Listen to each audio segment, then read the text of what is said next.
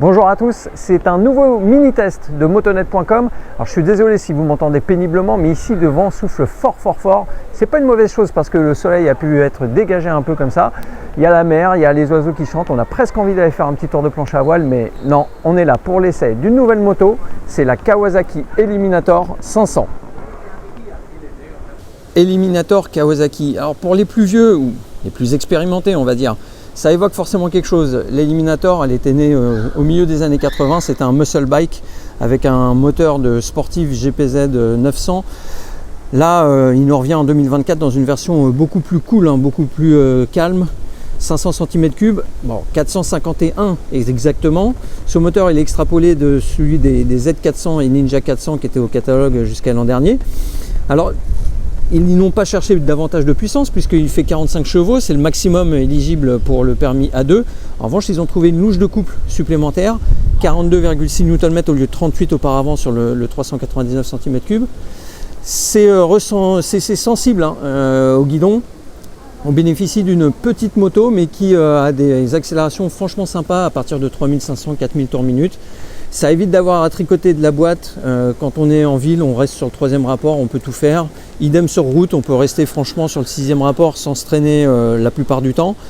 Ensuite, la boîte, elle est vraiment très bonne. Les rapports se passent vraiment sans aucune difficulté, notamment grâce donc, à un sélecteur, on l'a dit, qui est très doux, mais également un embrayage assisté. Il n'y a aucun effort à faire au levier. Et ça, je pense que les débutants vont vraiment beaucoup apprécier. Les débutants, comme les motards expérimentés d'ailleurs, vont apprécier le freinage. Il est vraiment doux. Au levier, il est progressif. On trouve un simple disque de 310 mm à l'avant. C'est pas violent, mais on ne demande pas à l'être. On n'est pas sur une sportive. Et puis, il est bien secondé par un freinage donc à l'arrière à disque 240 mm, c'est assez gros, et puis il y a un double piston aussi, donc l'ensemble permet de freiner efficacement. Il y a un ABS Nissin qui veille au grain également en cas de besoin. Le bon point aussi de cette Kawa, c'est les suspensions. En fait, il n'y a pas beaucoup de débattement, surtout à l'arrière. 90 mm, ça paraît peu sur le papier, mais finalement ce sont 90 mm qui sont bien employés. Le curseur est forcément un peu plus confort que rigueur, mais c'est une bonne chose. Et puis à l'avant, la fourche, un débattement de 120 mm dont on profite aussi. Au quotidien, c'est vraiment appréciable parce que les petits obstacles, les dos d'âne, les petits pavés, tout ça, c'est très bien amorti. Forcément, ça manque un peu de rigueur sur le sinueux lorsqu'on met un peu de rythme, mais c'est pas sa vocation première. Autre atout de l'Eliminator et des motos custom en général, c'est la hauteur de selle, 735 mm seulement. Il y a même une version basse à 715 qui est disponible au catalogue. Une version un peu plus haute aussi pour les grands, histoire de détendre un peu plus ses jambes. On les détend, oui, puisque les repose-pieds sont à l'aplomb des fesses. C'est une position plus roadster que sur certaines autres motos à l'américaine, on va dire. Et par rapport à un Z400, on est à peu près plié pareil au niveau des jambes. Il y a un réservoir qui est un petit peu large, qui écarte un peu les genoux. En revanche, au niveau du dos et du guidon, donc la position est plus relaxe. Il y a un guidon qui est plus haut, qui est plus reculé et qui naturellement vous penche un peu en arrière et fait qu'on a une attitude moins agressive sur cette moto que sur un Z. L'instrumentation, on y passe rapidement, c'est du basique, mais ça fait le boulot. Et puis surtout, il y a toutes les infos qu'il faut.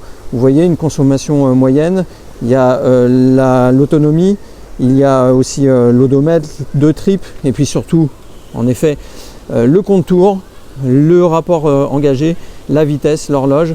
On note le compte-tours qui est un petit peu généreux, il monte jusqu'à 11 000 tours minute, 14 000 même en valeur maxi. Finalement, on utilise le moteur entre 3000 et 6-7000, sachant qu'à partir de 5000, il y a des petites vibrations qui apparaissent, mais rien de grave. Alors, cette moto, elle est d'ores et déjà en concession chez Kawasaki, proposée à 6 500 € dans sa version standard noire ou 6 900 € dans cette version SE grise. Alors voilà, le seul gros point faible qu'on peut noter nous, c'est les coloris, mais Kawasaki se défend en se disant que dès qu'ils essayent de faire des coloris un peu plus gais, un peu plus péchus, finalement c'est les coloris gris qui partent. Donc étant donné le prix de la moto relativement limité, vous pourrez peut-être vous faire une petite peinture perso, pourquoi pas. L'autre souci qu'on a noté, c'est l'application Kawasaki qui est vraiment un gadget parce qu'on ne peut pas véritablement l'utiliser en roulant. Ça permet de connaître le niveau d'essence, ça permet de connaître la distance qui nous sépare de la prochaine révision. On peut revoir les périples qu'on a fait, mais le plus important selon nous, ce qui aurait été vraiment intéressant d'avoir, c'est la navigation GPS avec un petit report sur le tableau de bord des virages à prendre selon son périple. Ça existe sur des machines indo-anglaises, Royal Enfield je crois.